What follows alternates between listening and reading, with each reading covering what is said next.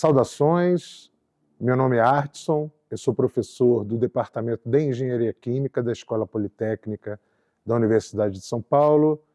O Departamento de Engenharia Química fica situado aqui no campus Butantã, na cidade de São Paulo. O nosso departamento, ele há pouco tempo voltou a ser um curso semestral, então com isso nós temos os 4 primeiros semestres, ou os 2 primeiros anos, um ciclo básico e os 3 outros anos, o ciclo profissional.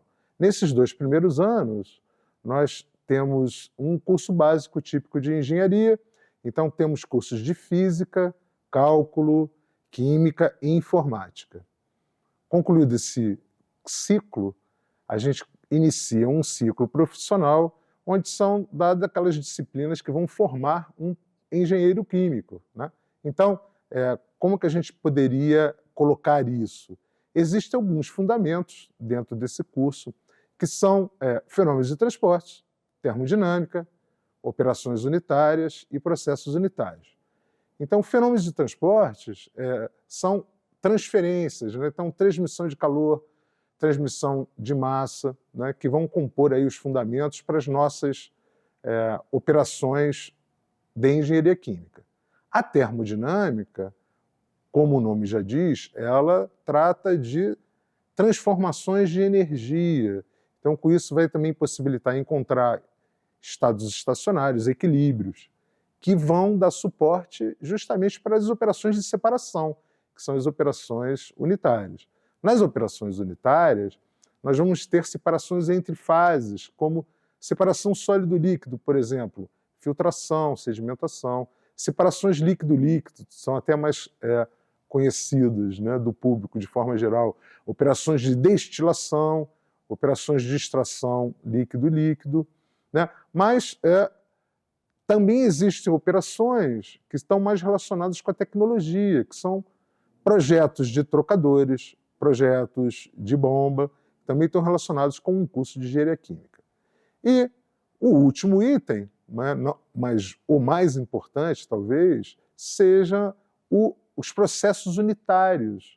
Os processos unitários estão relacionados com reações, reatores, e, na verdade, é esse item que vai diferenciar a engenharia química das outras engenharias. Então, essa é uma atividade típica de um engenheiro químico. Então, a gente vai estudar reações heterogêneas com seus catalisadores, reações de polimerização, reações relacionadas com biologia, né, reações enzimáticas, e acaba nos caracterizando bastante como engenheiro químico. Bom, um outro item que passou a ser um fundamento bastante interessante dentro do nosso universo da engenharia química é a biologia. Então, foi inserido no nosso curso biologia, tanto com uma vertente tecnológica, então a gente está falando de reatores bioquímicos, fermentação, mas também ideias relacionadas com o mundo biológico, né? Então, os ciclos biológicos, né, que estão relacionados com a vida, que geram algoritmos matemáticos, por exemplo, né? Algoritmos de otimização baseados em enxame de abelhas, em colônias de peixes. Então, essas ideias relacionadas com o mundo vivo, né, são usadas como fundamentos dentro da engenharia. O nosso curso indica bem quais são os campos de atuação do engenheiro químico, né? Então, o engenheiro químico vai trabalhar com processos químicos, indústrias químicas. Então, as operações relacionadas com indústrias químicas. Efetivamente, uma participação na indústria, né, como a gente chama do chão de fábrica, então, na produção, mas não só na produção. A gente vai ter atividades de construir a planta. Então, com isso, nós temos os projetos, né? Então, tem as firmas de engenharia que trabalham com consultoria, fazendo o projeto, a avaliação, e aí atividades que vão permear qualquer curso de engenharia, né? Projetos, simulação e otimização. Então, essas 3 atividades permeiam qualquer atividade de engenharia e estão presentes dentro da engenharia química. Mas exemplos, né? Então, o primeiro exemplo que vem à cabeça, até por uma participação intensa no nosso país, né, é a Petrobras, que é uma indústria de petróleo. Então, ela recebe um óleo cru e separa nas suas partes, né? Então, a gasolina, o diesel, ok.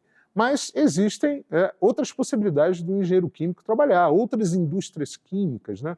Então, indústria de alimentos, por exemplo. Então, a gente vai trabalhar com processamento de alimentos, trabalhar com suco de laranja, né? Trabalhar com indústrias de bebidas, né? Mas indústria farmacêutica também é um bom exemplo a ser citado. Então, uma produção de fármacos, né, de remédios, também estão relacionados aí com as atividades da engenharia química, né?